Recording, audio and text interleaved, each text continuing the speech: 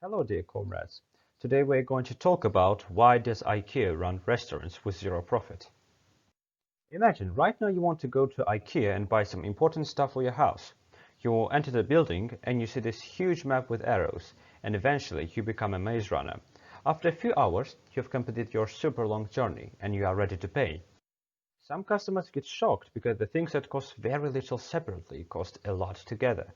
You don't understand where's all the money gone. Admit it, it's really painful to pay a crazy amount of money for things you don't really need.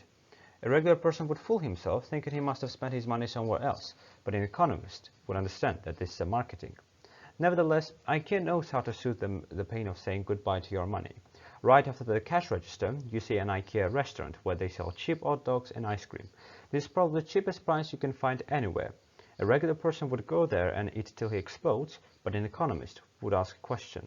Why does a furniture maker have a restaurant? So, about the company, IKEA is a multinational conglomerate that designs and sells ready-to-assemble furniture, kitchen appliances, and home accessories, among other useful goods and occasionally home services. The company was founded in Sweden and it is a furniture retailer. IKEA is named after the initials of founder Ingvar Kamprad, Amichad, the farm on which he grew up, and Agunyard, the nearby village. IKEA's revenue for 2020 accounted for 39.6 billion euros. The company's size is 433 stores in 52 countries.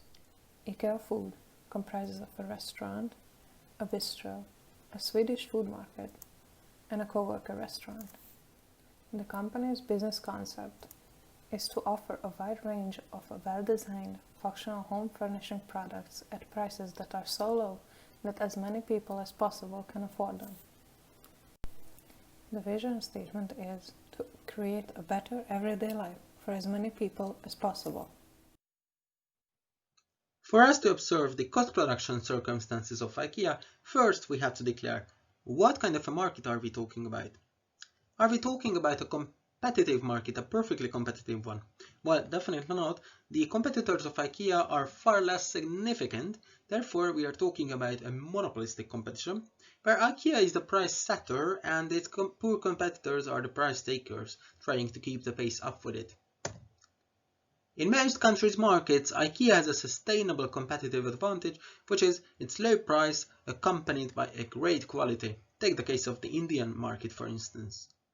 Now, recalling that a firm under imperfect competition maximizes its profit when the marginal revenue equals to the marginal cost, we also know that the profit maximizing price would be where MR and MC intersect. Take this example for instance. In Hungary, IKEA's double hot dog menu is available for 900 forints, whereas if you have an IKEA card, you can get it for as little as 650 forints. Knowing that, we also know that the consumer surplus would look something like this, indicated by the dark blue area, whereas if you have an IKEA card, you can also get the light blue area for yourself. Knowing that most of the IKEA restaurant goers also have an IKEA card, we would conclude that it's not worth IKEA selling its products at such a low price and that a huge deadweight loss appears as well. However, still, the consumer, satisfied with its huge surplus, walks out of the restaurant happily after the delicious and cheap meal. However, economists saying that there is no such thing as a free lunch comes into the picture right after you step out of the restaurant. So, what's the real purpose behind IKEA restaurants? IKEA restaurants are famous for their delicious, healthy, and extremely cheap food. By requesting an IKEA family card, you can also grab a free coffee each time you get there. And indeed, their revenue coming from food items is only about 5%, and even less is coming from restaurants. You might be wondering by now, why is it worth maintaining a restaurant with almost no profit at all for a furnishing company? There must be something fishy going on here. Firstly, how is IKEA supposed to do business with hungry people? Ingvar Kamprad found that already in 1953 that when he first introduced cafeterias inside of stores, that if customers are satiated, they will buy more. Secondly, dinings make people think more about their purchase decisions, which they can make at one sitting too. But what if you belong to the 30% of customers who visit IKEA only to eat? IKEA thought of you too. On the one hand, dinings increase the probability that you will return later when you need, for example, a sofa. On the other hand, IKEA started to open new restaurants only for eating to reach out even more potential customers. The icing on the cake is that by promoting healthy and sustainable lifestyle, IKEA also manages to build a very positive image in people's mind.